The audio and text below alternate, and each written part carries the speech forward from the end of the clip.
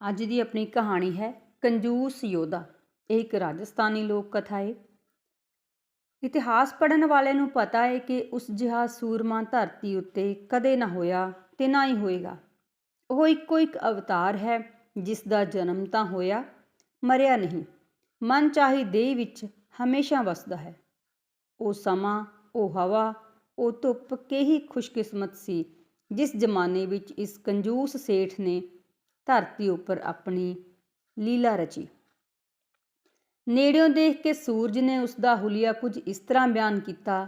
ਦੁਬਲੀ ਪਤਲੀ, ਮਾੜਚੂ, ਕਾਂਗੜੀ ਦੇ, ਕਣਕ ਵੰਨਾ ਰੰਗ, ਪਤਾ ਨਾ ਲੱਗਦਾ ਜਿਉਂਦਾ ਏ ਕਿ ਮੁਰਦਾ। ਹਥੇਲੀ ਜਿਹੀ ਸਾਫ਼ ਸ਼ਫਾਫ ਖੋਪੜੀ। ਬਚਪਨ ਵਿੱਚ ਸਾਰਾ ਸਿਰ ਸੰਘਣੇ ਵਾਲਾਂ ਨੇ ਢਕਿਆ ਹੋਇਆ ਸੀ, ਪਰ ਸੂਰਜ ਨੂੰ ਵੀ ਪਤਾ ਨਹੀਂ ਉਹ ਵਾਲ ਕਦੋਂ ਗਏ, ਕਿੱਧਰ ਗਏ। ਪੈਸਾ ਵੱਧਦਾ ਗਿਆ, ਵਾਲ ਕਿਨਾਰਾ ਕਰਦੇ ਗਏ। ਸਾਹਮਣੇ ਵਾਲੇ 8 ਦੰਦ ਠੀਕ ਸਨ, ਪਰ ਵਿਰਲੇ। ਮੂੰਹ ਇਸ ਤਰ੍ਹਾਂ ਦਾ ਜਿਵੇਂ ਕੁਝ ਖਾਣ ਵਾਸਤੇ ਨਹੀਂ, ਗੱਲਾਂ ਕਰਨ ਵਾਸਤੇ ਬਣਿਆ। ਹਿਸਾਬ ਕਿਤਾਬ ਵਿੱਚ ਬੇਜੋੜ, ਮਧਰਾ ਕੱਦ, ਪਰ ਜੀ ਕਰੇ ਤਾਂ ਆਸਮਾਨ ਦੇ ਤਾਰੇ ਤੋੜ ਲਏ। ਸੂਰਜ ਨੂੰ ਆਪਣੀ ਵਹੀ ਵਿੱਚ ਲੁਕੋ ਲਵੇ। ਬਦਰੰਗ ਪੁਰਾਣੀ ਪਗੜੀ, ਸੁਣਿਆ ਹੈ ਕਦੇ ਪੀਲੀ ਹੋਇਆ ਕਰਦੀ ਸੀ। ਮਲਮਲ ਦੀ ਬਨੈਣ, ਮਲਮਲ ਦੀ ਧੋਤੀ, ਨੰਗੇ ਪੈਰ। ਕੱਛ ਵਿੱਚ ਵਹੀ ਹੋਵੇ, ਇਉਂ ਲੱਗੇ ਜਿਵੇਂ ਸਾਰੇ ਸੰਸਾਰ ਦੇ ਜੀ ਜੰਤ ਦੱਬ ਰੱਖੇ ਹੋਣ। ਪਤਾ ਨਹੀਂ ਕੀ ਸੋਚਦਾ, ਰੌਬਦਾਰ ਨਾਲ ਦੁਕਾਨੋਂ ਬਾਹਰ ਨਿਕਲਿਆ। ਸੇਠਾਣੀ ਚੌਂਕ ਵਿੱਚ ਭਗਵਾਨ ਪਾਰਸਨਾਥ ਦੀ ਮੂਰਤੀ ਰਾਖ ਨਾਲ ਰਗੜ ਰਗੜ ਮਾਂਜ ਰਹੀ ਦੇਖੀ। ਮਾਂਜ ਕੇ ਪੂਜਾ ਦੇ ਬਰਤਨ ਲਿਸ਼ਕਾ ਰਹੀ ਸੀ। ਸੇਠ ਦੀਆਂ ਮਿਚੀਆਂ ਮਿਚੀਆਂ ਅੱਖਾਂ ਵਿੱਚ ਹਰਕਤ ਪੈਦਾ ਹੋਈ। ਸੂਰਜ ਦੀ ਨਿਗਾਹ ਵਿੱਚ ਕੁਝ ਛੁਪਿਆ ਰਹਿ ਜਾਏ, ਸੇਠ ਦੀਆਂ ਅੱਖਾਂ ਤੋਂ ਕੁਝ ਨਹੀਂ ਛਿਪ ਸਕਦਾ। ਨੱਕ ਮੂੰਹ ਚਾੜ ਕੇ ਗੁੱਸੇ ਤੇ ਘਿਰਣਾ ਨਾਲ ਬੋਲਿਆ, ਤੈਨੂੰ ਕਿੰਨੀ ਵਾਰ ਸਮਝਾਇਆ, ਭਾਂਡੇ ਟੀਂਡੇ ਇੰਨੇ ਰਗੜ ਰਗੜ ਕੇ ਨਾ ਸਾਫ਼ ਕਰਿਆ ਕਰ। ਝਿਜਕਦਿਆਂ ਸੇਠਾਣੀ ਨੇ ਉਸ ਵੱਲ ਦੇਖਿਆ। ਇਹ ਤੋਤਾ ਰਟਣ ਸੁਣ ਸੁਣ ਕੇ ਉਸਦੇ ਕੰਨ ਪੱਕ ਗਏ ਸਨ, ਪਰ ਉਹ ਕਹਿਣ ਤੋਂ ਨਾ ਹਟਦਾ। ਆਖਰ ਫਰਜ਼ ਤਾਂ ਨਿਭਾਉਣਾ ਹੋਇਆ।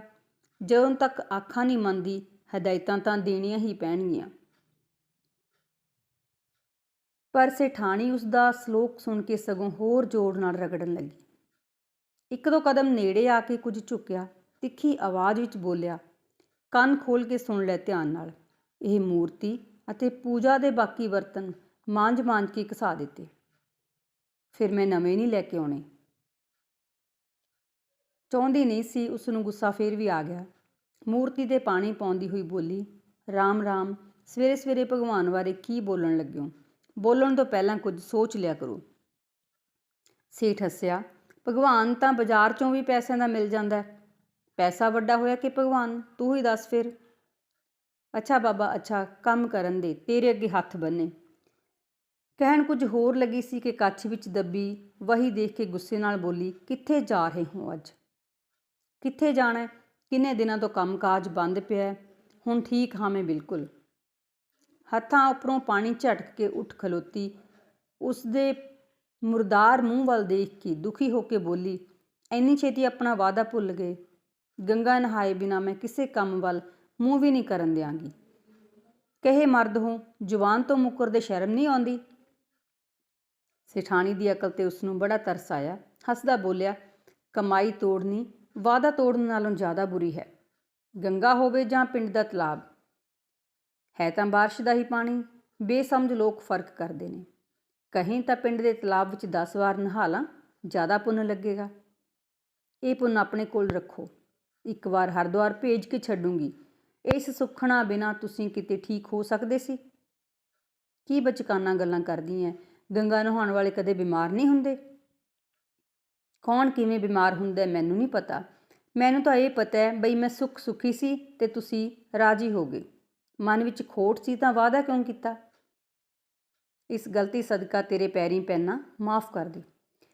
ਇਹ ਕਹਿੰਦਾ ਸੱਚੀ ਉਹ ਬੈਠ ਗਿਆ ਤੇ ਪੈਰ ਛੂਹਣ ਵਾਸਤੇ ਹੱਥ ਹਾਲੇ ਅੱਗੇ ਵਧਾਏ ਹੀ ਸਨ ਕਿ ਸੇਠਾਣੀ ਨੇ ਘਬਰਾ ਕੇ ਹੱਥ ਫੜ ਲਏ। ਹੇ ਰਾਮ, ਕੀ ਪਾਗਲਪਣ ਕਰ ਰਹੇ ਹੋ? ਕਮਾਈ ਦੇ ਲੋਭ ਵਿੱਚ ਘਰ ਵਾਲੀ ਦੇ ਪੈਰੀਂ ਪੈਂਦਿਆਂ ਸ਼ਰਮ ਨਹੀਂ ਆਉਂਦੀ? ਕਿਸੇ ਨੇ ਦੇਖ ਲਿਆ ਮੇਰੀ ਤਾਂ ਇੱਜ਼ਤ 2 ਟਕਿਆਂ ਦੀ ਹੋ ਜਾਏਗੀ। ਟਕਾ ਸ਼ਬਦ ਸੁਣਨ ਸਾਰ ਉਸਦੇ ਦਿਲ ਦੀ ਕਲੀ ਕਲੀ ਖਿੜ ਗਈ, ਜਿਵੇਂ ਬੁਝਦੇ ਜਾਂਦੇ ਦੀਵੇ ਵਿੱਚ ਤੇਲ ਪਾ ਦਿੱਤਾ ਹੋਵੇ। ਬੋਝੇ ਵਿੱਚ ਹੱਥ ਪਾ ਕੇ ਕਹਿਣ ਲੱਗਾ, ਇੱਜ਼ਤ ਦੇ ਟਕੇ ਮਿਲਦੇ ਹੁੰਦੇ ਕਿਆ ਕਹਿਣੇ। ਤੈਨੂੰ 1000 ਵਾਰ ਸਮਝਾਇਆ ਕਿ ਪੈਸੇ ਤੋਂ ਵੱਡਾ ਰਾਮ ਵੀ ਨਹੀਂ ਹੁੰਦਾ, ਪਰ ਤੇਰੀ ਸਮਝ ਵਿੱਚ ਕੁਝ ਆਏ ਤਾਂ ਹੀ ਇਹ ਨਾ ਗੱਲ। ਦੁਨੀਆ ਦਾ ਸਭ ਤੋਂ ਵੱਡਾ ਧਰਮ ਹੈ ਪੈਸਾ ਕਮਾਉਣਾ, ਅਤੇ ਆਦਮੀ ਦਾ ਸਭ ਤੋਂ ਵੱਡਾ ਗੁਣ ਹੈ ਕੰਜੂਸੀ। ਕੰਜੂਸੀ ਨੂੰ ਤੂੰ ਮਾਮੂਲੀ ਚੀਜ਼ ਸਮਝਦੀ ਹੈ। ਅੱਜ ਤੱਕ ਕਿਸੇ ਨੇ ਇਸ ਨੂੰ ਨਹੀਂ ਸਰਾਹਿਆ, ਬੁਰਾਈ ਹੀ ਬੁਰਾਈ ਕੀਤੀ ਹੈ। ਫਿਰ ਵੀ ਇਹ ਭਲੇ ਤੇ ਨੇਕ ਮਨੁੱਖਾਂ ਦੇ ਧੁਰ ਅੰਦਰ ਵਸੀ ਹੋਈ ਹੈ। ਬਹਾਦਰੀ, ਸੱਚਾਈ, ਦ੍ਰਿੜਤਾ ਜਿਹੇ ਗੁਣ ਇਸ ਦੇ ਸਾਹਮਣੇ ਫਿੱਕੇ ਪੈ ਜਾਂਦੇ ਹਨ। ਸੁਣ ਕੇ ਮੈਨੂੰ ਤਾਂ ਹੈਰਾਨੀ ਹੁੰਦੀ ਹੈ ਕਿ ਬੇਵਕੂਫਾਂ ਨੇ ਕੁਝ ਫਜ਼ੂਲ ਗੁਣਾਂ ਦੀ ਖਾਮਖਾਹ ਤਾਰੀਫ ਕੀਤੀ ਹੈ। ਇਸ ਦੇ ਸਾਹਮਣੇ ਭਗਤੀ ਭੁਗਤੀ ਕਰਨੀ ਤਿਣਕੇ ਬਰਾਬਰ ਹੈ। ਕੰਨਾਂ ਵਿੱਚ ਉਂਗਲੀਆਂ ਦੇ ਕੇ ਸੇਠਾਣੀ ਬੋਲੀ, ਇਹ ਸੁਣਦੀ ਸੁਣਦੀ ਤਾਂ ਮੈਂ ਦੁਖੀ ਹੋ ਗਈ। ਰਾਮ ਕਰੇ ਮੈਂ ਬੋਲੀ ਹੋ ਜਾਵਾਂ, ਤੇਰੀ ਬਕਵਕ ਤੋਂ ਖਹਿੜਾ ਛੁੱਟੇ। ਨਫ਼ਰਤ ਨਾਲ ਸੇਠ ਵੱਲ ਦੇਖ ਕੇ ਉਸਨੇ ਖੂੰਜੇ ਵਿੱਚ ਥੁੱਕ ਦਿੱਤਾ। ਸ਼ਾਂਤਚਿੱਤ ਸੇਠ ਥੁੱਕ ਨਿਗਲਦਿਆਂ ਬੋਲਿਆ, ਨਿਗਲ ਕੇ ਕੰਮ ਸਰਦਾ ਹੋਵੇ ਤਾਂ ਫਿਰ ਥੁੱਕ ਵੀ ਬੇਕਾਰ ਕਿਉਂ ਗਵਾਓ। ਇੱਕ ਮਾਮੂਲੀ ਗੱਲ ਤੇਰੇ ਪੱਲੇ ਨਹੀਂ ਪੈਂਦੀ, ਧਰਮ ਪੁੰਨ ਦੀ ਕੀ ਗੱਲ ਸਮਝੇਂਗੀ। ਮੈਨੂੰ ਨਹੀਂ ਕੁਝ ਸਮਝਣ ਦੀ ਲੋੜ, ਤੁਸੀਂ ਤਾਂ ਸਮਝਦੇ ਹੋ। ਹੋਰ ਮੌਜ ਮੇਲਾ ਤਾਂ ਪਿਆ ਖੂਹ ਵਿੱਚ, ਰੱਜ ਕੇ ਖਾਣਾ ਵੀ ਨਹੀਂ ਖਾਂਦੇ। ਭੁੱਖੇ ਰਹਿ ਰਹਿ ਕੇ ਤੁਹਾਡੀਆਂ ਪਸਲੀਆਂ ਨਿਕਲ ਆਈਆਂ। ਸੋਚੋ ਤਾਂ ਮਰਨ ਵੇਲੇ ਇੱਕ ਦਮੜੀ ਨਾਲ ਜਾਏਗੀ। ਕਿੰਨਾ ਬੇਵਕੂਫਾਂ ਦੀਆਂ ਗੱਲਾਂ ਵਿੱਚ ਆ ਗਈ ਤੂੰ। ਉਹਨਾਂ ਨੂੰ ਪੁੱਛ, ਮਰਨ ਵੇਲੇ ਔਰਤ ਨਾਲ ਜਾਂਦੀ ਹੈ? ਫਿਰ ਵਿਆਹ ਕਿਉਂ ਕਰਾਉਂਦੇ ਨੇ? ਮਰ ਕੇ ਮਕਾਨ ਨਾਲ ਜਾਂਦਾ ਹੈ। ਮਕਾਨ ਕਿਉਂ ਬਣਾਉਂਦੇ ਨੇ? ਬੱਚੇ ਨਾਲ ਜਾਂਦੇ ਨੇ। ਬੱਚੇ ਕਿਉਂ ਜੰਮਦੇ ਨੇ? ਗਹਿਣੇ ਨਾਲ ਜਾਂਦੇ ਨੇ। ਚੰਗਾ ਖਾਣਾ ਪੀਣਾ ਪਹਿਨਣਾ ਨਾਲ ਜਾਂਦਾ ਹੈ। ਨੱਕੋ ਨੱਕ ਪੇਟ ਭਰੀ ਜਾਂਦੇ ਨੇ, ਫਿਰ ਖਾਲੀ ਦਾ ਖਾਲੀ। ਜੇ ਜ਼ਿਆਦਾ ਅੰਨ ਖਾਣਾ ਚੰਗੀ ਗੱਲ ਹੁੰਦੀ, ਫਿਰ ਸੁਸਰੀ ਨਾਲ ਕਿਸੇ ਦਾ ਕੀ ਮੁਕਾਬਲਾ ਜੋ ਦਿਨ ਰਾਤ ਅਨਾਜ ਵਿੱਚ ਪਈ ਰਹਿੰਦੀ ਹੈ। ਖਿਝ ਕੇ ਸੈਠਾਣੀ ਬੋਲੀ, ਸਮਝ ਗਈ। ਮੇਰਾ ਖਾਣਾ ਪਹਿਨਣਾ ਤੁਹਾਨੂੰ ਬੁਰਾ ਲੱਗਦਾ ਹੈ। ਤੁਹਾਡੇ ਨਾਲ ਉਲਝਣਾ ਬੇਕਾਰ ਹੈ, ਪਰ ਹਰਿਦੁਆਰ ਭੇਜ ਕੇ ਰਹੂੰਗੀ। ਸੁਖਣਾ ਸੁਖੀ ਹੋਈ ਹੈ। ਮੇਰੀ ਜਿੱਦ ਤੁਹਾਡੇ ਤੋਂ ਘੱਟ ਨਹੀਂ। ਸੇਠ ਨੇ ਮੱਥੇ ਤੇ ਹੱਥ ਮਾਰਿਆ। ਔਰਤ ਨੂੰ ਦੁਨੀਆ ਵਿੱਚ ਭੇਜ ਕੇ ਈਸ਼ਵਰ ਨੇ ਸਭ ਤੋਂ ਵੱਡੀ ਭੁੱਲ ਕੀਤੀ। ਉਹ ਮੂਰਖ, ਤੂੰ ਪਾਣੀ ਵਿੱਚ ਫਰਕ ਕਰਦੀ ਹੈ। ਬਰਸਾਤ ਦਾ ਪਾਣੀ ਇਕੱਠਾ ਹੋ ਜਾਂਦਾ ਤਾਂ ਨਦੀਆਂ ਵਗਣ ਲੱਗ ਜਾਂਦੀਆਂ ਨੇ। ਇਸ ਵਿੱਚ ਖਾਸ ਗੱਲ ਕੀ ਹੈ? ਸ਼ਾਸਤਰਾਂ ਮੁਤਾਬਕ ਪਤੀ ਪਰਮੇਸ਼ਰ ਹੁੰਦਾ। ਮੇਰਾ ਕਹਿਣਾ ਮੰਨ, ਹਰਿਦੁਆਰ ਦੀ ਮੁਹਾਰਨੀ ਪੜ੍ਹਨੀ ਛੱਡ, ਕੰਜੂਸੀ ਦੀ ਮਾਲਾ ਜਪ। ਇਸ ਤੋਂ ਪਵਿੱਤਰ ਤੇ ਮਹਾਨ ਤਾਂ ਨਾ ਕੋਈ ਤੀਰਥ, ਨਾ ਧਰਮ, ਨਾ ਮੰਦਰ, ਨਾ ਭਗਤੀ, ਨਾ ਭਗਵਾਨ, ਨਾ ਮੁਕਤੀ। ਇੱਕ ਵਾਰ ਵਰਤ ਕੇ ਇਸ ਦਾ ਜਾਇਕਾ ਤਾਂ ਦੇਖ। ਹੱਥ ਨਚਾ ਕੇ ਸੇਠਾਣੀ ਬੋਲੀ, ਤੁਹਾਡੇ ਪਿੱਛੇ ਲੱਗੀ ਹਾਂ ਜਦੋਂ ਦੀ, ਜਾਇਕਾ ਹੀ ਤਾਂ ਚੱਖ ਰਹੀ ਹਾਂ। ਮਰਨ ਤੱਕ ਚੱਖਦੀ ਰਹੂੰਗੀ। ਬਕਵਾਸ ਕਰਨ ਦੀ ਕੰਜੂਸੀ ਕਰ ਲੈਂਦੇ, ਮੇਰੀ ਮੁਸੀਬਤ ਟਲ ਜਾਂਦੀ। ਬਕਵਾਸ ਵੰਡਣ ਦੀ ਦਾਤ ਮੈਨੂੰ ਚੰਗੀ ਨਹੀਂ ਲੱਗਦੀ। ਕਿਉਂ? ਬਕਵਾਸ ਕਰਨ ਨਾਲ ਕਿਹੜਾ ਦੰਦ ਘਸਦੇ ਨੇ, ਕਿਹੜਾ ਜੇਬ ਹਲਕੀ ਹੁੰਦੀ ਹੈ।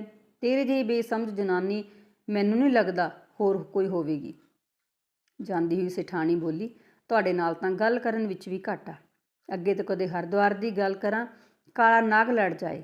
ਤੁਹਾਡੇ ਨਾਲ ਜਿਉਣਾ ਵੀ ਕੋਈ ਜਿਉਣਾ ਏ। ਅੱਜ ਤੋਂ ਮੈਂ ਰੋਟੀ ਛੱਡੀ। 10 ਦਿਨ ਬਾਅਦ ਖੂਹ ਵਿੱਚ ਛਾਲ ਮਾਰ ਦਿਆਂਗੀ। ਤੇਰੀ ਜ਼ਿੰਦਗੀ ਸੁਧਰੇ। ਮੇਰੇ ਮਰਨ ਪਿੱਛੋਂ ਖਰਚ ਘਟੇਗਾ ਤਾਂ ਖੁਸ਼ੀ ਦੀ ਬੰਸਰੀ ਵਜਾਉਂਦੇ ਫਿਰਿਓ। ਸਮਝ ਗਿਆ, ਇਹ ਕਮਲੀ ਸਮਝੇਗੀ ਨਹੀਂ। ਹਾਂ, 10 ਦਿਨ ਰੋਟੀ ਨਾ ਖਾਣ ਵਾਲੀ ਗੱਲ ਜੱਚਦੀ ਏ, ਬਚਤ ਹੋਵੇਗੀ। ਇਸ ਤੋਂ ਘੱਟ ਖਰਚੇ ਨਾਲ ਹਰਿਦੁਆਰ ਚਲਾ ਜਾਊਂਗਾ। 10 ਦਿਨ ਆਪਣੀ ਗੱਲ 'ਤੇ ਅੜਿਆ ਰਿਹਾ, ਪਰ 11ਵੇਂ ਦਿਨ ਜਦੋਂ ਸੇਠਾਣੀ ਲੜਖੜਾਉਂਦੀ ਹੋਈ ਛਾਲ ਮਾਰਨ ਵਾਸਤੇ ਖੂਹ ਵੱਲ ਚੱਲੀ ਤਾਂ ਦਬੇ ਸੁਰ ਵਿੱਚ ਬੋਲਿਆ, ਚੰਗਾ ਬਾਬਾ, ਤੂੰ ਜਿੱਤੀ, ਮੈਂ ਹਾਰਿਆ। ਸੇਠਾਣੀ ਵੀ ਮੰਨ ਗਈ। ਉਲਾਂਭਾ ਦਿੱਤਾ। ਫਿਰ ਮੈਨੂੰ ਭੁੱਖੀ ਮਾਰ ਕੇ ਕੀ ਮਿਲਿਆ? ਪਹਿਲੋਂ ਹੀ ਮੰਨ ਜਾਂਦੇ। ਨਾਸਤਕ ਹੋ ਕੇ ਵੀ ਆਸਤਕ ਹੋਣ ਦਾ ਪਖੰਡ ਕਰਦਿਆਂ ਬੋਲਿਆ, ਮੰਨਣਾ ਨਾ ਮੰਨਣਾ ਤਾਂ ਭਗਵਾਨ ਦੇ ਹੱਥ ਏ। ਉਸਦੀ ਮਰਜ਼ੀ ਬਿਨਾਂ ਪੱਤਾ ਨਹੀਂ ਹਿਲਦਾ। ਉਸਦੇ ਹੁਕਮ ਤੋਂ ਪਹਿਲਾਂ ਹਰਿਦੁਆਰ ਕਿਵੇਂ ਚਲਾ ਜਾਂਦਾ? ਸੇਠਾਣੀ ਨੇ ਭਗਵਾਨ ਨੂੰ ਯਾਦ ਕਰਕੇ ਹੱਥ ਜੋੜੇ, ਸਿਰ ਨਿਵਾਇਆ, ਫਿਰ ਲੜਖੜਾਉਂਦੀ ਰਸੋਈ ਵੱਲ ਤੁਰੀ। ਮੈਂ ਦਲੀਆ ਬਣਾਉਂਦੀ ਹਾਂ, ਤੁਸੀਂ ਤਾਂਗਾ ਤਾਂ ਭਾੜੇ 'ਤੇ ਕਰ ਲਿਓ। ਤਾਂਗਾ ਕਿਸ ਵਾਸਤੇ? ਹਰਿਦੁਆਰ ਪੈਦਲ ਜਾਓਗੇ?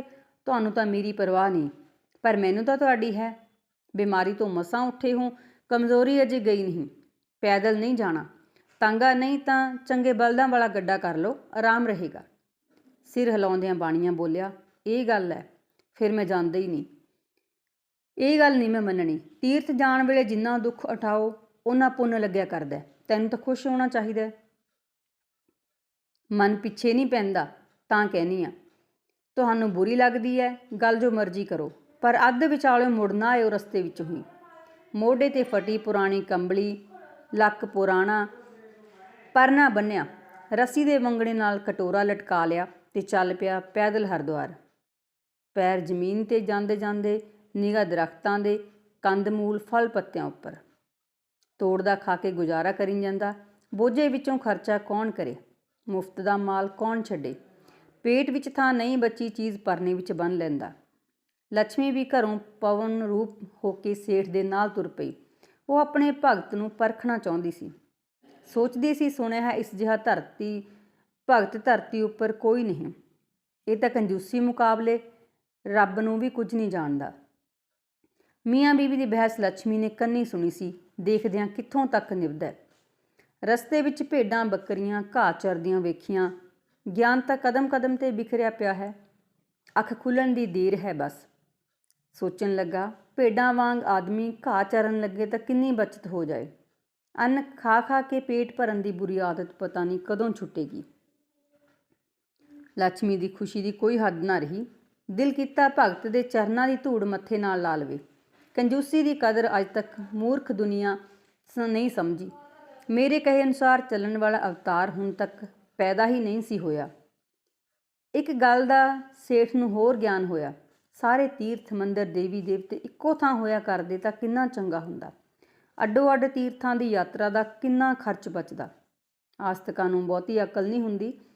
ਜਿਸ ਬੰਦੇ ਵਿੱਚ ਕੰਜੂਸੀ ਦਾ ਗੁਣ ਨਹੀਂ, ਉਸਦਾ ਦੁਨੀਆ ਵਿੱਚ ਆਉਣਾ ਤੇ ਜਿਉਣਾ ਵੀ ਫਜ਼ੂਲ ਹੈ। ਹਰਿਦੁਆਰ ਤੱਕ ਸੇਠ ਨੇ ਆਪਣੇ ਅਸੂਲ 'ਤੇ ਕਾਇਮ ਰਿਹਾ। ਲੱਛਮੀ ਮੰਨ ਗਈ ਕਿ ਲੋਕਾਂ ਨੇ ਖਾਹ-ਮਖਾਹ ਦਾਨ ਪੁੰਨ ਕਰਨ 'ਤੇ ਭਾਸ਼ਣ ਦਿੱਤੇ, ਜਿਸ ਨਾਲ ਜਸ ਵਧੇ। ਉਹ ਕੰਮ ਤਾਂ ਸਾਰੇ ਕਰਦੇ ਨੇ। ਧੰਨ ਹੈ ਇਹ ਬਾਣੀਆਂ। ਦੁਨੀਆ ਦੀ ਨਿੰਦਿਆ ਤੇ ਬਦਨਾਮੀ ਤਾਂ ਬਰਦਾਸ਼ਤ ਕਰਦਾ ਹੈ। ਘਰ ਵਾਲੀ ਵੀ ਦਿਨ ਵਿੱਚ 10-10 ਵਾਰ ਲਾਹਨਤਾਂ ਪਾਉਂਦੀ ਹੈ, ਤਾਂ ਵੀ ਕੰਜੂਸੀ ਵਿੱਚ ਢਿੱਲ ਨਹੀਂ ਵਰਤਦਾ। ਇਸ ਦੀ ਕਰਨੀ ਦਾ ਮੁਕਾਬਲਾ ਕੌਣ ਕਰ ਸਕਦਾ? ਤਾਂ ਵੀ ਅਜੇ ਹੋਰ ਪਰਖ ਕਰਨੀ ਪਵੇਗੀ। ਹਰਿਦੁਆਰ ਪੁੱਜਿਆ। ਵੱਡੇ ਵੱਡੇ ਮੰਦਰਾਂ ਨੂੰ ਨਫ਼ਰਤ ਨਾਲ ਦੇਖਿਆ। ਮੂਰਖ ਭਗਤਾਂ ਦੀ ਕੁਰਬੁਲ ਕੁਰਬੁਲ ਕਰਦੀ ਭੀੜ, ਲਾਲਚੀ ਪਾਂਡਿਆਂ ਦੇ ਪਖੰਡ। ਨਾਸਤਕ ਸੇਠ ਦਾ ਸ਼ੱਕ ਗੰਗਾ ਵਾਂਗ ਉਸਦੇ ਦਿਲ ਵਿੱਚ ਹਲੋਰੇ ਲੈਣ ਲੱਗਾ। ਅੰਨੇ ਇਨਸਾਨ ਨੇ ਧਰਮ, ਭਗਵਾਨ, ਮੰਦਰ, ਦੇਵੀ ਦੇਵਤਿਆਂ ਦੇ ਨਾਂ 'ਤੇ ਕਿੰਨਾ ਧਨ ਬਰਬਾਦ ਕੀਤਾ ਹੈ। ਇਸ ਮੂਰਖਤਾ ਦਾ ਕਿਤੇ ਅੰਤ ਵੀ ਨਜ਼ਰ ਨਹੀਂ ਆਉਂਦਾ ਦਿਸਦਾ। ਇਸ ਨਾਲੋਂ ਤਾਂ ਪਸ਼ੂ ਪੰਛੀ ਚੰਗੇ, ਨਾ ਕਿਸੇ ਦੇਵੀ ਦੇਵਤੇ ਨੂੰ ਮੰਨਣ, ਨਾ ਕਿਸੇ ਮੂਰਤੀ ਅੱਗੇ ਮੱਥਾ ਟੇਕਣ। ਪਾਂਡਿਆਂ ਦੇ ਕਾਰਨਾਮੇ ਦੇਖ ਕੇ ਜ਼ਿਆਦਾ ਸਮਾਂ ਖਲੋ ਨਾ ਸਕਿਆ। ਉਹਨਾਂ ਦੇ ਡਰੋਂ ਸਿੱਧਾ ਮੁਰਦ ਘਾਟ ਪੁੱਜਿਆ। ਉਸਨੂੰ ਪਰਖਣ ਲਈ ਲੱਛਮੀ ਪਾਂਡਾ ਬਣ ਕੇ ਪਿੱਛੇ ਪਹੁੰਚ ਗਈ। ਬਾਣੀਏ ਨੂੰ ਕਿਧਰੇ ਪਾਂਡਾ ਦਿਖਾਈ ਨਹੀਂ ਦਿੱਤਾ। ਕੱਪੜੇ ਪੌੜੀਆਂ ਵਿੱਚ ਰੱਖੇ, ਪਰਨਾ ਲੱਕ ਨਾਲ ਵਲੇਟ ਕੇ ਪਾਣੀ ਵਿੱਚ ਉਤਰ ਗਿਆ। ਇਸ ਅਵਤਾਰ ਦੀ ਚਰਨ ਛੂਹ ਪ੍ਰਾਪਤ ਕਰਕੇ ਗੰਗਾ ਜਲ ਪਵਿੱਤਰ ਹੋ ਗਿਆ। ਠੰਡੇ ਪਾਣੀ ਨਾਲ ਸਰੀਰ ਵਿੱਚ ਕਾਂਬਾ ਛਿੜਿਆ, ਫਿਰ ਵੀ ਪਾਣੀ ਦੀ ਛੂਹ ਚੰਗੀ ਲੱਗੀ। ਪਤਾ ਨਹੀਂ ਕਿੰਨੀਆਂ ਜੜੀਆਂ ਬੂਟੀਆਂ ਦੀ ਛੂਹ ਇਸ ਵਿੱਚ ਘੁਲੀ ਹੋਈ ਹੈ। ਛੋਟੀ ਮੋਟੀ ਬਿਮਾਰੀ ਤਾਂ ਹੀ ਇਸੇ ਤਰ੍ਹਾਂ ਗਾਇਬ ਹੋ ਜਾਏਗੀ। ਹਿੰਮਤ ਕਰਕੇ ਪਾਣੀ 'ਚ ਲੱਕ ਤੱਕ ਅੰਦਰ ਚਲਾ ਗਿਆ। 3-4 ਡੁਬਕੀਆਂ ਲਾ ਕੇ ਅੱਖਾਂ ਖੋਲ੍ਹੀਆਂ। ਸਾਹਮਣੇ ਪਾਂਡਾ ਖੜਾ ਦੇਖ ਕੇ ਚੌਂਕ ਗਿਆ, ਪਰ ਫਿਰ ਸੰਭਲ ਗਿਆ। ਪਾਂਡਾ ਆਪਣਾ ਕੰਮ ਕਰ ਰਿਹਾ, ਕਰੇਗਾ ਹੀ ਕਰੇਗਾ। ਬਾਣੀਆ ਮੁਸਕਰਾਉਂਦਾ ਹੋਇਆ ਬੋਲਿਆ, ਤੈਥੋਂ ਡਰਦਾ ਮੈਂ ਮੁਰਦ ਘਾਟ ਆਇਆ, ਪਰ ਤੂੰ ਇੱਥੇ ਵੀ ਮੇਰਾ ਖਹਿੜਾ ਨਹੀਂ ਛੱਡਦਾ।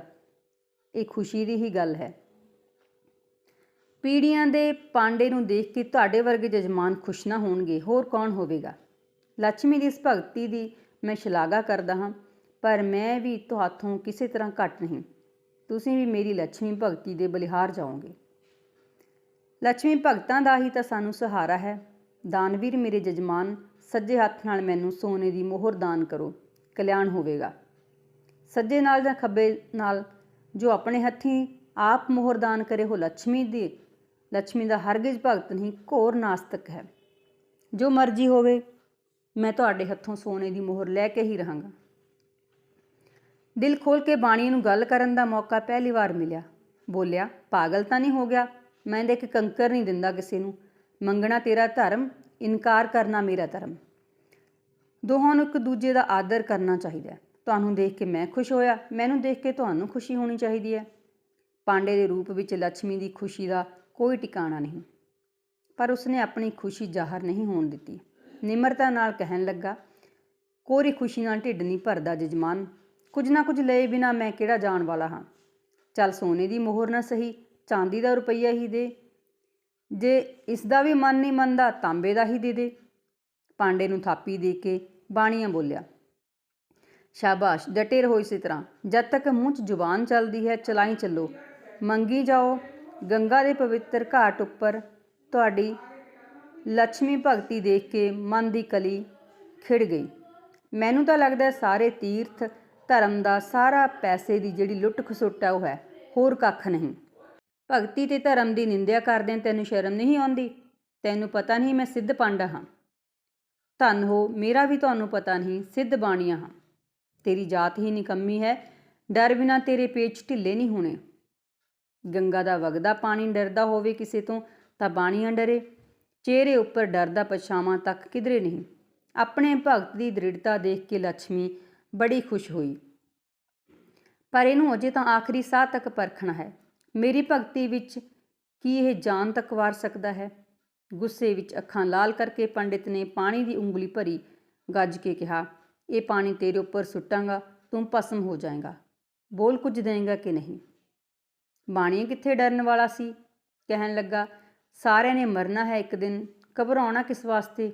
ਜਿਉਂਦੇ ਜੀ ਆਦਮੀ ਨੂੰ ਆਪਣਾ ਧਰਮ ਨਹੀਂ ਛੱਡਣਾ ਚਾਹੀਦਾ। ਅਸੀਂ ਬਾਣੀਏ ਜਿਹੋ ਜਿਹੇ ਵੀ ਹਾਂ ਸੋ ਹਾਂ, ਪਰ ਤੁਸੀਂ ਬਾਹਮਣ ਕਿਹੜਾ ਘੱਟ ਹੋ? ਪੈਸੇ ਵਾਸਤੇ ਤੁਸੀਂ ਆਦਮੀ ਨੂੰ ਮਾਰ ਸਕਦੇ ਹੋ, ਪੈਸੇ ਵਾਸਤੇ ਮੈਂ ਮਰਨ ਲਈ ਤਿਆਰ ਹਾਂ। ਕਿਸੇ ਨੂੰ ਮਾਰਨ ਦੀ ਥਾਂ ਮੈਂ ਆਪ ਮਰਨਾ ਪਸੰਦ ਕਰਦਾ ਹਾਂ।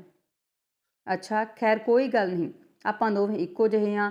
ਲਿਆ ਇੱਕ ਚੁਟਕੀ ਮਿੱਟੀ ਦੀ ਦੇ, ਮੇਰੇ ਲਈ ਇਹੋ ਬਹੁਤ, ਆਪਣਾ ਦੋਹਾਂ ਦਾ ਧਰਮ ਨਿਭ ਜਾਏਗਾ। ਪਾਗਲ ਹੋਏ ਹੋ, ਦੇਣ ਦੀ ਗੱਲ ਕਰਦੇ ਹੋ? ਮੈਂ ਤਾਂ ਕਿਸੇ ਨੂੰ ਗਾਲ ਵੀ ਨਹੀਂ ਦਿੰਦਾ, ਤੁਸੀਂ ਚੁਟਕੀ ਮਿੱਟੀ ਦੀ ਮੰਗਦੇ ਹੋ? ਇਹ ਤਾਂ ਵੱਡੀ ਮੰਗ ਕਰ ਲਈ ਹੈ। ਪਾਂਡੇ ਦੀ ਹਾਲਤ ਖਰਾਬ ਹੋ ਗਈ। ਹੁਣ ਕੀ ਕਰੇ? ਹੱਥ ਜੋੜ ਕੇ ਬੋਲਿਆ, ਸੇਠ ਸਵੇਰੇ ਸਵੇਰੇ ਨਾ ਕਰੋ, ਬੋਣੀ ਦਾ ਵੇਲਾ ਹੈ। ਅੱਛਾ ਇੱਥੇ ਤਾਂ ਇੱਕ ਚੁਟਕੀ ਮਿੱਟੀ ਦੀ ਵੀ ਨਹੀਂ ਦੇਣੀ, ਪਰ ਪਿੰਡ ਜਾ ਕੇ ਇੱਕ ਸਿੱਧਾ ਮੀਨਜ਼ ਰਾਸ਼ਨ ਤਾਂ ਦਿਓਗੇ, ਇੱਕ ਸਿੱਧੇ ਦੀ ਹਾਮੀ ਭਰ ਦਿਓ। ਹੱਥ ਜੋੜ ਕੇ ਬੇਨਤੀ ਕਰਦਾ ਹਾਂ, ਮਨਜ਼ੂਰ ਕਰੋ। ਪਾਂਡੇ ਦਾ ਹੱਥ ਦੇਖ ਕੇ ਬਾਣੀਆ ਖੁਸ਼ ਹੋਇਆ। ਸੋਚਿਆ, ਇੱਕ ਸਿੱਧਾ ਲੈਣ ਵਾਸਤੇ ਕੌਣ 100 ਕੋ ਦੂਰ ਪਿੰਡ ਆਊਗਾ? ਜੇ ਹਾਂ ਕਰਦਿਆਂ ਤਾਂ ਮੇਰੀ ਜੇਬ ਵਿੱਚੋਂ ਕੀ ਜਾਂਦਾ ਹੈ? ਐਡੀ ਦੂਰ ਆਉਣ ਜਾਣ ਵਿੱਚ ਹੀ ਇਸ ਦੇ 100 ਸਿੱਧੇ ਲੱਗ ਜਾਣਗੇ। ਪਾਂਡੇ ਨੂੰ ਥਾਪੀ ਦੇ ਕੇ ਕਹਿੰਦਾ, ਸਾਰੀ ਉਮਰ ਪਹਿਲੀ ਵਾਰ ਕਿਸੇ ਆਦਮਜਾਤ ਨੇ ਖੁਸ਼ ਕੀਤਾ। ਸਿਰਫ ਸਿੱਧਾ ਲੈਣ ਮੇਰੇ ਪਿੰਡ ਆਏ, ਸਿੱਧਾ ਜ਼ਰੂਰ ਦਿਆਂਗਾ। ਪੂਰਾ ਯਕੀਨ ਸੀ ਕਿ ਇੰਨੀ ਦੂਰ ਮਗਜ ਮਾਰਦਾ, ਪੈਂਡਾ ਕੱਟਦਾ ਕਿਹੜਾ ਪਿੰਡ ਆਏਗਾ। ਬੋਣੀ ਵਾਸਤੇ ਵਿਚਾਰਾ ਤਰਲੇ ਕਰਕੇ ਹਾਂ ਕਰਵਾਉਣੀ ਚਾਹ ਰਿਹਾ ਹੈ, ਇਸ ਵਾਸਤੇ ਕੀ ਇਨਕਾਰ ਕਰਨਾ। ਹਾਂ ਕਰਦੇ ਦੋਵੇਂ ਖੁਸ਼ ਹੋ ਗਏ। ਫਿਰ ਵੀ ਬਾਣੀਏ ਨੇ ਕਿਹਾ, ਮੈਂ ਸਿੱਧਾ ਦੇਣ ਦੀ ਹਾਂ ਕੀਤੀ ਹੈ, ਦਿੱਤਾ ਨਹੀਂ। ਮੈਨੂੰ ਤਾਂ ਇਸ ਦੇਣ ਸ਼ਬਦ ਤੋਂ ਖਿੱਚ ਚੜ੍ਹ ਜਾਂਦੀ ਹੈ। ਪਾਂਡਾ ਅਸੀਸ ਦਿੰਦਾ ਬੋਲਿਆ, ਇੱਕੋ ਗੱਲ ਹੈ, ਮੈਂ ਵੀ ਤੁਹਾਡੇ ਤੋਂ ਹਾਂ ਲਈ ਹੈ। ਸੱਚ ਕਹਾਂ ਲੈਣ ਸ਼ਬਦ ਤੋਂ ਵੱਧ ਮਿੱਠਾ ਤਾਂ ਮੈਨੂੰ ਰਾਮ ਦਾ ਨਾਮ ਵੀ ਨਹੀਂ ਲੱਗਦਾ। ਰਾਮ ਦੀ ਮਹਿਮਾ ਇਸ ਲਈ ਗਾਉਂਦੇ ਹਾਂ, ਉਸ ਦੇ ਨਾਮ 'ਤੇ ਕੁਝ ਲੋਕ ਦੇ ਦਿੰਦੇ ਨੇ। ਪਾਂਡੇ ਤੋਂ ਖਹਿੜਾ ਛੁਡਾ ਕੇ ਕੰਦਮੂਲ ਫਲ ਆਦਿਕ ਤੋੜ ਖਾਂਦਾ ਬਾਣੀਆ ਪਿੰਡ ਵੱਲ ਤੁਰ ਪਿਆ। ਤੀਰਥ ਯਾਤਰਾ ਦੇ ਨਵੇਂ ਤਜਰਬੇ ਨਾਲ ਉਸਦਾ ਮਾਇਆ ਵਿੱਚ ਵਿਸ਼ਵਾਸ ਹੋਰ ਪੱਕਾ ਹੋ ਗਿਆ। ਦੇਖਿਆ ਰਸਤੇ ਵਿੱਚ ਮਰੇ ਪਸ਼ੂ ਨੂੰ ਗਿਰਜਾਂ ਨੋਚ ਰਹੀਆਂ ਸਨ। ਹੋਠਾਂ 'ਤੇ ਮੁਸਕਾਨ ਤੈਰ ਆਈ, ਜਿਵੇਂ ਸੂਰਜ ਚੜ੍ਹ ਗਿਆ ਹੋਵੇ। ਇਹੋ ਜਿਹੀ ਅਜੀਬ ਮੁਸਕਾਨ। ਭੋਜਨ ਕਰਨ ਵਾਸਤੇ ਆਦਮੀ ਕਿੰਨੀਆਂ ਮੁਸੀਬਤਾਂ ਝੱਲਦਾ ਹੈ। ਖੇਤੀਬਾੜੀ, ਪੀਣਾ, ਪਕਾਉਣਾ, ਮਿਰਚ ਮਸਾਲਾ, ਪਤਾ ਨਹੀਂ ਕੀ। ਕਿੰਨਾ ਚੰਗਾ ਹੁੰਦਾ ਇਹਨਾਂ ਪੰਛੀਆਂ ਵਾਂਗ ਆਦਮੀ ਆਪਣਾ ਪੇਟ ਭਰ ਸਕਦਾ। ਸਾਰਾ ਪੈਸਾ ਰਸੋਈ ਦੇ ਧੂੰਏਂ ਵਿੱਚ ਹੀ ਉੱਡ ਜਾਂਦਾ ਏ। ਤੀਰਥ ਯਾਤਰਾ ਪੂਰੀ ਕਰਕੇ ਆਖਰ ਬਾਣੀਆ ਪਿੰਡ ਪੁੱਜਾ। ਸੇਠਾਣੀ ਥਾਲ ਵਿੱਚ ਨਾਰੀਅਲ, ਸੰਧੂਰ, ਗੁੜ ਅਤੇ ਘਿਓ ਦਾ ਦੀਵਾ ਬਾਲ ਕੇ ਆਰਤੀ ਉਤਾਰਨ ਲਈ ਅੱਗੇ ਵਧੀ। ਬਾਣੀਏ ਨੇ ਅੱਖਾਂ ਕੱਢ ਕੇ ਕਿਹਾ, ਰਾਮ ਜਾਣੇ ਤੈਨੂੰ ਕਦੋਂ ਅਕਲ ਆਊਗੀ ਵੀ ਜਾਂ ਨਹੀਂ ਆਊਗੀ। ਇਸ ਤਰ੍ਹਾਂ ਬੇਕਾਰ ਘਿਓ ਜਲਾਉਣ ਦਾ ਕੀ ਫਾਇਦਾ, ਔਰ ਇਹ ਸੰਧੂਰ? ਸੇਠਾਣੀ ਦੇ ਹੱਥ ਕੰਬੇ। ਬਸ ਕਰੋ ਬਸ, ਤੀਰਥ ਯਾਤਰਾ ਦਾ ਵੀ ਕੋਈ ਅਸਰ ਨਹੀਂ। ਹੇ ਭਗਵਾਨ, ਭਗਵਾਨ ਦੀ ਮਾਸੀ ਤੂੰ ਨਾਲ ਜਾਂਦੀ ਖੁਦ ਦੇਖ ਲੈਂਦੀ। ਸਾਰੇ ਪਾਸੇ ਪੈਸੇ ਬਟੋਰਨ ਦਾ ਜਾਲ ਵਿਛਿਆ ਹੋਇਆ। ਗੰਗਾ ਜਾਣਾ ਜਾਓ, ਠੀਕ ਹੈ, ਪਰ ਹਰ ਪਾਸੇ ਪੈਸੇ ਦੀ ਲੁੱਟ ਖਸੁੱਟ। ਤੀਰਥ, ਧਰਮ, ਭਗਵਾਨ, ਮੁਕਤੀ ਸਭ ਬਹਾਨੇ ਨੇ। ਸੇਠਾਣੀ ਦਾ ਮੱਥਾ ਠਣਕਿਆ। ਪਾਂਡਿਆਂ ਨੂੰ ਕੁਝ ਬਖਣਾ ਦਿੱਤੀ ਹੈ ਕਿ ਨਹੀਂ? ਤੈਨੂੰ ਪਤਾ ਹੈ ਕੁਝ ਨਹੀਂ ਦੇਣਾ ਮੇਰੇ ਵਾਸਤੇ ਕਿੱਡਾ ਪਾਪ ਹੈ। ਇਸ ਕਰਕੇ ਮੈਂ ਕਿਸੇ ਨੂੰ ਕੁਝ ਨਹੀਂ ਦਿੰਦਾ। ਫਿਰ ਵੀ ਇਹ ਸੋਚ ਕੇ ਕਿ ਤੂੰ ਬੁੜਬੁੜ ਕਰੇਂਗੀ, ਲਿਹਾਜ਼ ਸਦਕਾ ਇੱਕ ਪਾਂਡੇ ਨੂੰ ਇੱਕ ਸੀਧੇ ਦੀ ਹਾਂ ਕਰ ਆਇਆ। ਉਹ ਦੰਗ ਰਹਿ ਗਈ। ਇੰਨੀ ਦੂਰ ਸਿੱਧਾ ਲੈਣ ਲਈ ਅਕਲ ਦਾ ਅੰਨਾ ਹੀ ਆਏਗਾ। ਚਲੋ ਹਾਂ ਕਰਨ ਨਾਲ ਤੁਹਾਡਾ ਕੀ ਘਟਿਆ? ਪਰ ਉਸ ਅਕਲ ਦੇ ਅੰਨੇ ਪਾਂਡੇ ਨੂੰ ਕਿਤੇ ਆਉਣ ਜਾਣ ਦੀ ਲੋੜ ਹੀ ਨਹੀਂ ਸੀ। ਉਹ ਤਾਂ ਉਸਦੇ ਘਰ ਵਿੱਚ ਹੀ ਵਸਦਾ ਸੀ। 5ਵੇਂ ਦਿਨ ਪਾਂਡਾ ਆ ਧਮਕਿਆ। ਬਾਹਰ ਚਬੂਤਰੇ 'ਤੇ ਬੈਠੀ ਚਿਲਮ ਦੀ ਰਾਖ ਨਾਲ ਸੇਠਾਣੀ ਦੰਦਾਂ 'ਤੇ ਮੰਜਨ ਕਰ ਰਹੀ ਸੀ। ਰਾਮ ਰਾਮ ਕਰਨ ਬਾਅਦ ਪਾਂਡੇ ਨੇ ਪੁੱਛਿਆ, ਸੇਠ ਜੀ ਕਿੱਥੇ ਨੇ? ਮੰਜਨ ਕਰਦੀ ਕਰਦੀ ਬੋਲੀ, ਕੀ ਕੰਮ ਹੈ? ਸਿੱਧੇ ਦੀ ਗੱਲ ਸੁਣਨ ਸਾਰ ਉਸਦੀਆਂ ਅੱਖਾਂ ਅਸਮਾਨੀ ਚੜ੍ਹ ਗਈਆਂ। ਗੌਰ ਨਾਲ ਦੇਖਦੀ ਹੋਈ ਹੈਰਾਨੀ ਨਾਲ ਪੁੱਛਣ ਲੱਗੀ, ਹਰਿਦੁਆਰ ਤੋਂ ਸਿੱਧਾ ਲੈਣ ਆਏ ਹੋ? ਧੰਨ ਹੋ, ਤੁਸੀਂ ਕਿਹੜਾ ਸੇਠ ਤੋਂ ਘੱਟ ਹੋ। ਸੇਠਾਣੀ ਵਾੜੇ ਵਿੱਚ ਗਈ, ਜਿੱਥੇ ਸੇਠ ਹਨੇਰੀ ਵਿੱਚ ਉੱਡ ਕੇ ਆਇਆ ਘਾਹ ਫੂਸ ਰਸੋਈ ਵਾਸਤੇ ਇਕੱਠਾ ਕਰਨ ਲੱਗਿਆ ਹੋਇਆ ਸੀ। ਸੇਠਾਣੀ ਦੀ ਕੰਬਦੀ ਆਵਾਜ਼ ਸੁਣੀ, ਗੱਲ ਸੁਣਦੇ ਹੋ? ਸਿੱਧਾ ਲੈਣ ਵਾਸਤੇ ਤੁਹਾਡਾ ਉਹ ਪਾਂਡਾ ਦਰਵਾਜ਼ੇ 'ਤੇ ਖੜਾ ਹੈ। ਵਿਚਾਰਾ ਕਿੰਨੀ ਦੂਰੋਂ ਲੱਤਾਂ ਘਸੀਟਦਾ ਆਇਆ। ਜਲਦੀ ਸਿੱਧਾ ਦਿਓ ਤੇ ਵਿਦਾ ਕਰੋ। ਲਾਲਾ ਹੱਕਾ ਬੱਕਾ। ਦਿਲ ਵਿੱਚ ਆਇਆ ਕਿ ਇਸ ਫਰਿਸ਼ਤੇ ਦੇ ਦਰਸ਼ਨ ਕੀਤੇ ਜਾਣ, ਪਰ ਫਿਰ ਸਿੱਧਾ ਤਾਂ ਦੇਣਾ ਹੀ ਪੈਣਾ। ਹਾਰ ਕਿਵੇਂ ਮੰਨੇ? ਭੋਲਿਆ, ਕਹਿ ਦੇ ਸੇਠ ਦੇ ਪੇਟ ਵਿੱਚ ਜ਼ਬਰਦਸਤ ਦਰਦ ਹੋ ਰਿਹਾ, ਕੱਲ੍ਹ ਆਈ। ਸਾਡੀ ਜਾਨ ਨਿੱਕ ਰਹੀ ਹੈ ਤੇ ਤੈਨੂੰ ਸਿੱਧੇ ਦੀ ਪਈ ਹੈ। ਮਾਮੂਲੀ ਸਿੱਧੇ ਵਾਸਤੇ ਕਿਉਂ ਬਹਾਨੇ ਘੜਦੇ ਹੋ? ਵਿਚਾਰਾ 100 ਕੋਹ ਤੋਂ ਆਸ ਲੈ ਕੇ ਆਇਆ, ਨਾਲੇ ਖਾਨਦਾਨੀ ਪਾਂਡਾ ਏ, ਉਹਦੇ ਨਾਲ ਧੋਖਾ ਠੀਕ ਨਹੀਂ। ਤੀਲੇ ਡੱਕੇ ਚੁਗਦਾ ਸੇਠ ਬੋਲਿਆ, ਤੈਨੂੰ ਸਮਝ ਨਹੀਂ, ਜੋ ਕਹੀਂ ਜਾਣਾ ਤੂੰ ਕਰੀ ਚੱਲ। ਤੇ ਵਾਅਦਾ ਕੀਤਾ ਸੀ ਕਿ ਹਰਿਦੁਆਰ ਤੋਂ ਆਉਣ ਤੋਂ ਬਾਅਦ ਤੂੰ ਮੇਰਾ ਆਖਾ ਮੰਨਿਆ ਕਰੇਂਗੀ। ਬੇਕਾਰ ਬਹਿਸ ਨਾ ਕਰ, ਜੋ ਮੈਂ ਦੱਸਿਆ ਕਹਿ ਦੇ। ਤੈਨੂੰ ਲੱਗਦੇ ਕਿ ਸਿੱਧਾ ਕੋਈ ਮਾਮੂਲੀ ਚੀਜ਼ ਹੁੰਦੀ ਹੈ? ਜਿਸ ਸਿੱਧੇ ਖਾਤਰ ਉਹ 100 ਕੋਹ ਤੋਂ ਚੱਲ ਕੇ ਆਇਆ, ਤੇਰਾ ਖਿਆਲ ਹੈ ਮੈਂ ਘਰ ਬੈਠਾ ਬੈਠਾ ਫੜਾ ਦਿਆਂ? ਪਾਗਲ ਨਹੀਂ ਹੋਇਆ ਮੈਂ। 2 ਅਵਤਾਰਾਂ ਦੀ ਲੜਾਈ ਹੋਣ ਲੱਗੀ ਹੈ। ਦੇਖੀ ਚੱਲ ਕੇ ਕੌਣ ਜਿੱਤਦਾ ਕੌਣ ਹਾਰਦਾ। ਦੁਨੀਆ ਫਤਿਹ ਕਰਨ ਨਾਲੋਂ ਔਖਾ ਕੰਮ ਹੈ ਇਹ, ਕਿਤੇ ਅੰਦਰ ਹੀ ਨਾ ਲੰਘ ਆਏ। ਪੇਟ ਦਰਦ ਦੀ ਗੱਲ ਸੁਣ ਕੇ ਪਾਂਡਾ ਕਹਿੰਦਾ, ਚਿੰਤਾ ਦੀ ਕੀ ਗੱਲ ਹੈ? ਇਸ ਦਾ ਇਲਾਜ ਤਾਂ ਮੇਰੀ ਖੱਬੇ ਹੱਥ ਦੀ ਖੇਡ ਹੈ, ਇੱਕ ਚੁਟਕੀ ਨਾਲ ਠੀਕ ਕਰ ਦੇਣਾ। ਸੇਠਾਣੀ ਬੋਲੀ, ਸੇਠ ਜੀ ਕਿਸੇ ਹੋਰ ਤੋਂ ਨਹੀਂ ਇਲਾਜ ਕਰਵਾਉਂਦੇ, ਚਾਹੇ ਧਨਵੰਤਰੀ ਵੈਦ ਆ ਜਾਵੇ। ਕੋਈ ਗੱਲ ਨਹੀਂ, ਰਾਮ ਖੈਰ ਵਰਤਾਉਣ, ਮੈਂ ਕੱਲ੍ਹ ਨੂੰ ਪਤਾ ਲੈਣ ਆ ਜਾਊਂਗਾ। ਅਗਲੇ ਦਿਨ ਪਾਂਡਾ ਪਤਾ ਲੈਣ ਆਇਆ। ਘਰ ਵਿੱਚ ਰੋਣ ਪਿੱਟ ਸਿਆਪਾ ਹੋ ਰਿਹਾ ਸੀ। ਛਾਤੀ ਕੁੱਟਦੀ ਸੇਠਾਣੀ ਉੱਚੀ ਉੱਚੀ ਰੋ ਰਹੀ ਸੀ। ਸੇਠ ਦੀ ਆਪਣੀ ਤਾਂ ਕੋਈ ਔਲਾਦ ਨਹੀਂ ਸੀ। ਭਤੀਜਾ ਭੱਜਾ ਆਇਆ। ਆਉਣ ਸਾਰ ਮੌਤ ਦਾ ਭੇਦ ਖੁੱਲ੍ਹ ਗਿਆ। ਸੇਠ ਨੇ ਸਮਝਾਇਆ, ਬੇਟੇ ਮੇਰੀ ਇੱਜ਼ਤ ਹੁਣ ਤੇਰੇ ਹੱਥ, ਕਿਤੇ ਪਾਂਡੇ ਤੋਂ ਹਰਾ ਨਾ ਦੇਈਂ। ਮਰਨਾ ਕਬੂਲ, ਪਰ ਆਪਣਾ ਧਰਮ ਨਹੀਂ ਛੱਡੀਂਦਾ। ਆਪਣੇ ਘਰਾਣੇ ਦਾ ਨੱਕ ਨਾ ਕੱਟ ਜਾਵੇ। ਆਦਮੀ ਦਾ ਸਭ ਤੋਂ ਵੱਡਾ ਗੁਣ ਕੰਜੂਸੀ ਹੈ। ਭਤੀਜਾ ਰੋਂਦਾ ਰੋਂਦਾ ਬਾਹਰ ਆਇਆ, ਬੋਲਿਆ, ਚਾਚਾ ਜੀ ਚੱਲ ਬਸੇ। ਤਾਹਾਂ ਮਾਰ ਰੋਣ ਲੱਗਾ। ਫਿਰ ਪਾਂਡੇ ਨੂੰ ਕਿਹਾ, ਤੁਹਾਨੂੰ ਬੜੀ ਤਕਲੀਫ ਹੋਈ, ਪਰ ਮੌਤ ਅੱਗੇ ਕਿਸ ਦਾ ਜ਼ੋਰ? ਹੁਣ ਸਿੱਧਾ ਕਿਵੇਂ ਦੇਈਏ? ਹਰਿਦੁਆਰ ਜਾਓ, ਉੱਥੇ ਦੇ ਆਵਾਂਗੇ ਫੁੱਲ ਪਾਉਣ ਗਏ ਤਾਂ। ਅੱਖਾਂ ਵਿੱਚ ਹੰਝੂ ਲਟਕਾ ਕੇ ਪਾਂਡਾ ਬੋਲਿਆ, ਇਹ ਕਿਵੇਂ ਹੋ ਸਕਦਾ ਹੈ? ਸੇਠ ਮੇਰਾ ਖਾਸ ਜਜਮਾਨ ਸੀ। ਸਿੱਧੇ ਨੂੰ ਮਾਰੋ ਗੋਲੀ, ਉਹ ਮਰ ਗਏ। ਮੈਨੂੰ ਇੰਨਾ ਨੀਚ ਸਮਝਦੇ ਹੋ ਕਿ ਦਾਹ ਸੰਸਕਾਰ ਕਰਵਾਏ ਬਿਨਾਂ ਚਲਾ ਜਾਵਾਂ? ਕਿਰਿਆ ਕਰਕੇ ਜਾਊਂਗਾ। ਭਤੀਜਾ ਰੋਂਦਾ ਰੋਂਦਾ ਅੰਦਰ ਗਿਆ। ਸਾਰੀ ਗੱਲ ਦੱਸੀ। ਸੁਣ ਕੇ ਸੇਠ ਜੋਸ਼ ਵਿੱਚ ਆ ਗਿਆ, ਬੋਲਿਆ, ਬੇਟੇ ਡਰਦਾ ਕਿਉਂ ਹੈ? ਪਾਂਡੇ ਦੇ ਕਹੇ ਕਹਾਏ ਸਿੱਧਾ ਦੇ ਦਿਆਂ, ਮਾਂ ਦੇ ਦੁੱਧ ਨੂੰ ਲਾਜ ਲੱਗੇਗੀ। ਤੂੰ ਫਿਕਰ ਨਾ ਕਰ, ਮੈਨੂੰ ਜਿਉਂਦੇ ਨੂੰ ਅੱਗ ਲਾ ਦਿਓ, ਪਰਵਾਹ ਨਹੀਂ। ਪਰ ਮੇਰਾ ਸਿਰ ਇਸ ਪਾਂਡੇ ਅੱਗੇ ਝੁਕਣਾ ਨਹੀਂ ਚਾਹੀਦਾ। ਮੈਂ ਦੁਨੀਆ ਨੂੰ ਦੱਸ ਦੇਊਂਗਾ ਕਿ ਮੈਂ ਕੀ ਹੁੰਨਾ। ਤੁਸੀਂ ਕਿਰਿਆ ਦੀ ਤਿਆਰੀ ਕਰਕੇ ਰੋਂਦੇ ਰੋਂਦੇ ਮੈਨੂੰ ਸ਼ਮਸ਼ਾਨ ਘਾਟ ਲੈ ਚੱਲੋ। ਰਸਤੇ ਵਿੱਚ ਕੋਈ ਗੱਲ ਨਾ ਪੁੱਛਣ ਲੱਗ ਜੀ, ਕਿਤੇ ਪਾਂਡੇ ਨੂੰ ਸ਼ੱਕ ਹੋ ਜਾਣਾ। ਫਿਰ ਚਾਚੇ ਦੀ ਜਿੱਦ ਅੱਗੇ ਭਤੀਜੇ ਦੀ ਕੀ ਔਕਾਤ। ਅਰਥੀ ਦੇ ਲਟਾ ਕੇ ਭਤੀਜਾ ਉੱਪਰ ਚਾਦਰ ਪਾਉਣ ਵਾਸਤੇ ਨਵਾਂ ਥਾਨ ਪਾੜਨ ਹੀ ਲੱਗਾ ਸੀ ਕਿ ਸੇਠ ਨੂੰ ਗੁੱਸਾ ਆ ਗਿਆ। ਉਹ ਪਾਗਲ, ਕੋਈ ਪੁਰਾਣਾ ਕੱਪੜਾ ਪਾ ਦੇ, ਨਵਾਂ ਖਰਾਬ ਕਰੀ ਜਾਂਦਾ। ਭਤੀਜਾ ਹੰਝੂ ਪੂੰਝਦਾ ਬੋਲਿਆ, ਠੀਕ ਹੈ ਚਾਚਾ। ਸੇਠਾਣੀ ਗੁੱਸੇ ਵਿੱਚ ਬੋਲੀ, ਤੈਨੂੰ ਲੱਗਦਾ ਮੁੰਡਿਆ ਇਹ ਮੁਫਤ ਦਾ ਮਾਲ ਤੇਰਾ ਹੀ ਹੈ, ਸੋ ਇਹੋ ਜਿਹੀ ਗੱਲ ਮੰਨੇਗਾ ਹੀ ਤੂੰ। ਸੇਠ ਦਾ ਹੱਠ ਦੇਖ ਕੇ ਘਰ ਵਾਲੇ ਸਾਰੇ ਰੋਣ ਲੱਗੇ। ਉਸਨੇ ਵੀ ਇੱਜ਼ਤ ਰੱਖਣ ਲਈ ਜਿਉਂਦੇ ਜੀ ਸੜਨ ਦਾ ਫੈਸਲਾ ਕਰ ਲਿਆ। ਪਰ ਮਨ ਨੂੰ ਕਿਵੇਂ ਸਮਝਾਏ? ਘਰਦਿਆਂ ਨੂੰ ਪਹਿਲਾਂ ਹੀ ਧਮਕੀ ਦੇ ਰੱਖੀ ਸੀ ਕਿ ਜੇ ਕਿਸੇ ਨੇ ਮੇਰੇ ਪੜ੍ਹਨ ਵਿੱਚ ਵਿਘਨ ਪਾਉਣ ਦੀ ਸੋਚੀ ਤਾਂ ਮੈਂ ਖੂਹ ਵਿੱਚ ਛਾਲ ਮਾਰ ਦਿਆਂਗਾ। ਜਿਉਣ ਦਾ ਧਿਰਕ ਤਾਂ ਫੇਰ ਹੀ ਰਹੇਗਾ। ਉਸ ਸੂਰਬੀਰ ਦੇ ਹੱਥ ਅੱਗੇ ਕਿਸੇ ਦੀ ਇੱਕ ਨਾ ਚੱਲੀ। ਸੇਠ ਨੇ ਸਾਹ ਉੱਪਰ ਚੜ੍ਹਾ ਲਿਆ। ਅਰਥੀ ਚੁੱਕਣ ਵੇਲੇ ਸੇਠਾਣੀ ਨੇ ਕਿਹਾ, ਮੇਰੀ ਸਹੁੰ ਅਜੇ ਵੀ ਮੰਨ ਜਾਓ। ਇੱਕ ਸੀਦੇ ਦੀ ਖਾਤਰ ਕਿਉਂ ਜਾਨ ਗਵਾਉਣ ਲੱਗੇ ਹੋ? ਸਾਨੂੰ ਰੋਂਦੇ ਦੇਖ ਕੇ ਤਰਸ ਨਹੀਂ ਆਉਂਦਾ?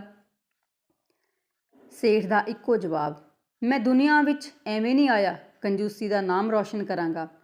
ਮੇਰੇ ਪਿੱਛੇ ਤੁਸੀਂ ਵੀ ਮੇਰੀ ਆਨ ਰੱਖਿਓ। ਕਿਤੇ ਮੇਰੇ ਨਾਂ ਨੂੰ ਕਲੰਕ ਨਾ ਲਾ ਦਿਓ। ਲੱਕੜਾਂ ਦੀ ਬੱਚਤ ਕਰਿਓ। ਸੁੱਕਿਆ ਹੋਇਆ ਤਾਂ ਹਾਂ ਹੀ ਮੈਂ, ਅੱਧੀਆਂ ਲੱਕੜਾਂ ਨਾਲ ਕੰਮ ਚੱਲ ਜੂ। ਹੁਣ ਦੇਰ ਨਾ ਕਰੋ। ਗੱਲ ਦੀ ਭਾਫ ਨਾ ਨਿਕਲੇ। ਜਿਉਂਦੇ ਪਤੀ ਦੀ ਅਰਥੀ ਉੱਠਦੀ ਦੇਖ ਕੇ ਸੇਠਾਣੀ ਦੁਹੱਥੜੇ ਪਿੱਟਣ ਲੱਗੀ। ਇੰਨਾ ਦਰਦ ਮੌਤ ਦੇ ਮਾਤਮ ਦਾ ਨਹੀਂ ਹੋਇਆ ਕਰਦਾ ਜਿੰਨਾ ਜਿਉਂਦੇ ਦਾ। ਪਰ ਇਹ ਯੋਧਾ ਬਿਲਕੁਲ ਬੇਚੈਨ ਨਹੀਂ, ਜਿਵੇਂ ਅਰਥੀ ਉੱਪਰ ਕਾਹਨੂੰ ਪਲੰਗ ਤੇ ਲੇਟਿਆ ਹੋਵੇ। ਸ਼ਮਸ਼ਾਨ ਤੱਕ ਹਿੱਲਿਆ ਤੱਕ ਨਹੀਂ। ਅਰਥੀ ਚਿਖਾ ਉੱਪਰ ਰੱਖੀ ਤਾਂ ਵੀ ਅਡੋਲ। ਰੋਣ ਬਹਾਨੇ ਭਤੀਜੇ ਨੇ ਕੰਨ ਨੇੜੇ ਮੂੰਹ ਲਿਜਾ ਕੇ ਕਿਹਾ, ਚਾਚਾ ਹੁਣ ਵੀ ਮੰਨ ਜਾ। ਲੋਕ ਕਿਹਾ ਕਰਨਗੇ ਪੈਸੇ ਦੇ ਲੋਭ ਵਿੱਚ ਭਤੀਜੇ ਨੇ ਚਾਚਾ ਜਿਉਂਦਾ ਜਲਾ ਦਿੱਤਾ। ਲੋਕ ਕਹਿੰਦੇ ਨੇ ਬੇਟੇ ਕਹੀਂ ਜਾਣ ਦੇ। ਲੋਕਾਂ ਦੀ ਜ਼ਬਾਨ ਕੋਈ ਨਹੀਂ ਫੜ ਸਕਿਆ। ਮੇਰੇ ਮਰਨ ਪਿੱਛੋਂ ਤੂੰ ਪੁੰਨਦਾਨ ਉੱਪਰ ਇੱਕ ਕੌਡੀ ਵੀ ਖਰਚ ਕੀਤੀ ਤਾਂ ਮੇਰੀ ਗਤੀ ਨਹੀਂ ਹੋਣੀ। ਤੂੰ ਪਾਪ ਵਿੱਚ ਡੁੱਬ ਜਾਏਗਾ। ਹੁਣ ਸੋਚਦਾ ਕੀ ਹੈ? ਅੱਗ ਲਾਉਣ ਦੀ ਕਰ। ਹੁਣ ਹੋਰ ਕੀਤਾ ਵੀ ਕੀ ਜਾ ਸਕਦਾ? ਅਗਨੀ ਦੇਣੀ ਪਈ। ਚਿਤਾ ਲਟ ਲਟ ਕਰਕੇ ਬਲ ਉੱਠੀ। ਕੰਜੂਸ ਸੇਠ ਹਿੱਲਿਆ ਤੱਕ ਨਹੀਂ। ਹੈਰਾਨ ਹੋਏ ਲੋਕ ਕੀ ਦੇਖਦੇ ਨੇ? ਅਚਾਨਕ ਅਸਮਾਨ ਵਿੱਚੋਂ ਫੁੱਲਾਂ ਦੀ ਬਾਰਿਸ਼ ਹੋਣੀ ਸ਼ੁਰੂ ਹੋ ਗਈ। ਚਿਤਾ ਦੀ ਅੱਗ ਉੱਪਰ ਫੁੱਲ ਡਿੱਗਣ ਲੱਗੇ। ਅੱਗ ਬੁਝਦੀ ਗਈ। ਦੇਖਦੇ ਦੇਖਦੇ ਚਿਤਾ ਠੰਡੀ ਹੋ ਗਈ। ਲੱਕੜਾਂ ਆਪੇ ਪਰੇ ਸਰਕ ਗਈਆਂ। ਕੰਜੂਸ ਸੂਰਮਾ ਕੱਪੜੇ ਝਾੜਦਾ ਝਾੜਦਾ ਖੜਾ ਹੋ ਗਿਆ। ਦੇਵਤੇ ਚੌਰ ਕਰਨ ਲੱਗੇ। ਪਰੀਆਂ ਆਰਤੀ ਉਤਾਰਨ ਲੱਗੀਆਂ। ਲక్ష్ਮੀ ਸਾਖਿਅਤ ਦੇਹ ਧਾਰ ਕੇ ਪ੍ਰਗਟ ਹੋ ਗਈ। ਸੇਠ ਦੇ ਸਿਰ ਉੱਪਰ ਹੱਥ ਰੱਖ ਕੇ ਬੋਲੀ, ਬੇਟੇ ਮੈਂ ਤੇਰੀ ਪਰਖ ਕਰ ਲਈ। ਤੇਰੇ ਜਿਹਾ ਵੀਰ ਅਜੇ ਤੱਕ ਜੰਮਿਆ ਨਹੀਂ ਕਿਤੇ। ਤੇਰਾ ਵੀ ਨਾਮ ਅਮਰ ਹੋਇਆ, ਤੇਰੇ ਕਰਕੇ ਮੇਰਾ ਵੀ। ਮੈਂ ਬਹੁਤ ਖੁਸ਼ ਹਾਂ, ਤੇਰੇ ਤੇ ਮਿਹਰਬਾਨ ਹਾਂ। ਤੇਰੀ ਹਰ ਕਾਮਨਾ ਹੁਣ ਪੂਰੀ ਹੋਇਆ ਕਰੇਗੀ। ਬੋਲ ਤੇਰੀ ਕੀ ਇੱਛਾ ਹੈ? ਸੁਰਗ ਦਾ ਰਾਜ ਸਿੰਘਾਸਨ, ਕੁਬੇਰ ਦਾ ਖਜ਼ਾਨਾ ਕਿ ਦੁਨੀਆ ਦਾ ਚੱਕਰਵਰਤੀ ਰਾਜ ਹਮੇਸ਼ਾ ਹਮੇਸ਼ਾ ਲਈ। ਹਰ ਮੰਗ ਪੂਰੀ ਕਰਕੇ ਅਲੋਪ ਹੋਵਾਂਗੀ। ਹੱਥ ਜੋੜ ਕੇ ਧੀਰਜ ਨਾਲ ਬਾਣੀਏ ਨੇ ਕਿਹਾ, ਮੈਨੂੰ ਕੁਝ ਨਹੀਂ ਚਾਹੀਦਾ ਮਾਂ। ਮਿਹਰਬਾਨ ਹੋਈ ਹੈ ਤਾਂ ਪਾਂਡੇ ਦਾ ਸਿੱਧਾ ਮਾਫ ਕਰਵਾ ਦੇ। ਉਹਨੂੰ ਹਰਿਦੁਆਰ ਭੇਜ ਦੇ। ਮੈਂ ਸਮਝੂੰਗਾ ਸਭ ਕੁਝ ਪਾ ਲਿਆ। ਮੈਂ ਉਮੀਦ ਕਰਦੀ ਹਾਂ ਤੁਹਾਨੂੰ ਇਹ ਕਹਾਣੀ ਵਧੀਆ ਲੱਗੇਗੀ।